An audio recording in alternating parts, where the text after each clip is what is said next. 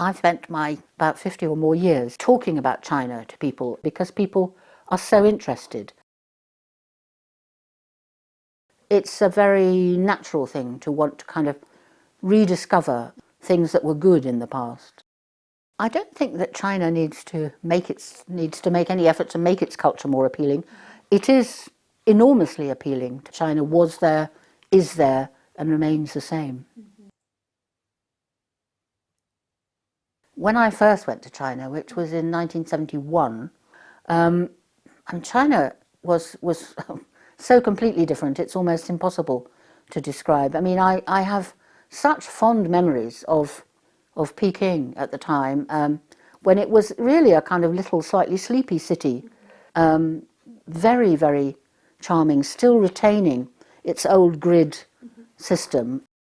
But now, of course, I mean, it's unbelievable, the speed with which cities have been transformed into massive areas. The speed of building, the speed of change is absolutely extraordinary. I don't know what it can be like, really, to be an inhabitant of Beijing, to see your city going kind of rushing past you at 100 miles an hour. I think the charm of Chinese civilization, the difference is really part of the charm. If you come from the West, you go to China, and obviously we're all human beings. We have something very much in common in our reactions and so on, and our feelings. But there are wonderfully different things about China. I mean, a lot of it is expressed in language, I think. And the Chinese language is so extraordinarily different. Very strong, very distinctive, and very Chinese. And nobody else in the world can lay claim, as it were, to the Chinese language and script and its extraordinary beauty and complexity. You know, all the rest of us working with alphabets, we're all a bit muddled together, but China has got a very distinctive, voice in the modern world in that way.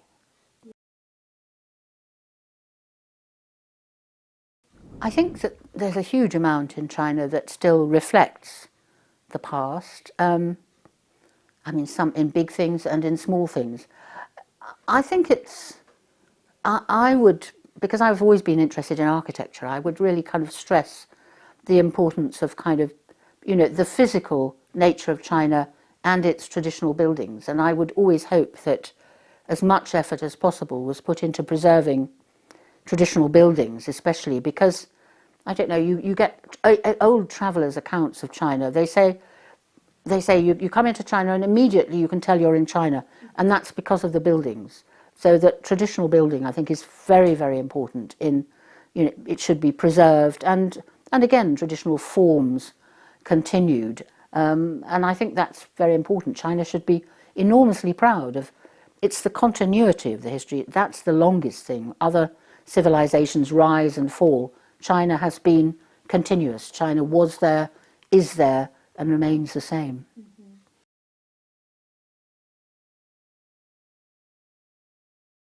All over the world, most civilizations feel that there's a terrible danger of losing touch with things that have been, since time immemorial, important.